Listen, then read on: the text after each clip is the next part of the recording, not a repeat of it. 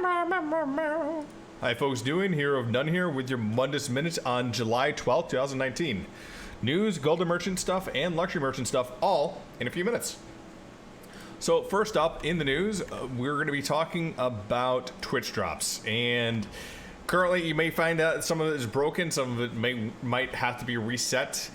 Do so by going to accounts.elderscrollsonline.com, and once you log in there, go down there to the little button down below and link your Twitch account to your general ESO account. They've been working on some stuff here, and some of you may have actually gotten crates from last weekend now. Current schedule is only for the July 12th and July 14th of this month. They've already given out crates on July 5th and July 7th and July 8th to July 9th. And there's no other scheduled drops at this time here. So, good time to just check your account, make sure everything's linked up, watch a few ESO streamers, and you should get some drops, hopefully. Update 23 and Scalebreaker was put on the PTS on Monday. And there's a lot of changes, 2 new dungeons, new multi-crafting, and new multi-guild trader bidding as well. If you haven't already, go on, test it, especially before you start complaining about stuff. Take a look at some of the changes and understand how they work, and don't just say that everything sucks because of one change that you may not like. There's a lot of complaints right now on the forums there, and a lot of them seem to simply complain about one ability changing or this ability changing rather than taking a look at the entirety of these changes. There's a lot that changed, and a lot of it may have some impact, but it seems like a lot of the counters got impacted as well. So yeah, take a look, see if you like it. Maybe you don't, maybe you have a different opinion, but at least be informed when you make that decision. The Elder Scrolls Online Tavern is coming up on August 24th in Harrodsworld Enfield. I cannot pronounce that thing, in Germany. So if you're an EU player, you can go ahead and go to that event. I'm nowhere near that, so unfortunately I will not be attending. Now, next up, Luxury Merchant and Golden Merchant time. So, taking a look in the Luxury Merchant tonight, we have a bunch of Vanderfall plants here. So if you have the Mushroom Tower as one of your homes, or you're just a big Morrowind fan, might want to consider coming over to the Luxury Merchant here and take a look what's up.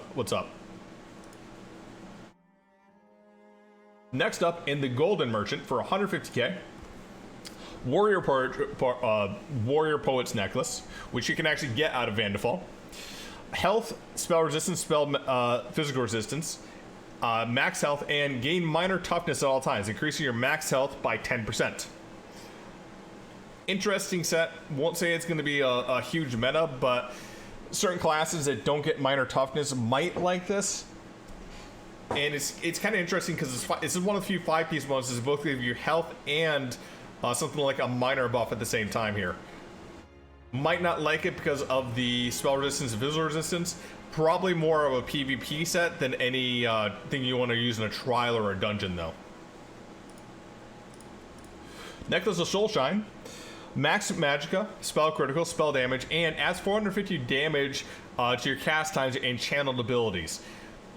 Interesting set. I've tried working with this set myself. It's definitely a PvP set if you're going to use it, and probably best on Templar because of Radiant Destruction. You can also use this with Soul Assault. Do you want to get this in gold for 150k though? It's pretty easy to just go to Reaper's March and get this, so maybe you just want to grab it from there rather than spend the gold. For 250k, Hulking Dragger, which is stamina, stamina, stamina, and a whole bunch more stamina. This comes out of, I want to say, Falkroth Keep, and I probably would recommend at least getting one of these, even though it's 250k. It is something that gives you a whole bunch of stamina for some of your stamina characters, probably best on a Stamplar. I also see some DKs running it once in a while for certain builds too. But take Craft to Yafik, which is a current release for Magicka, and then swap it over, and that's what this is. This is the stamina version. So yeah, 250k, probably worth it.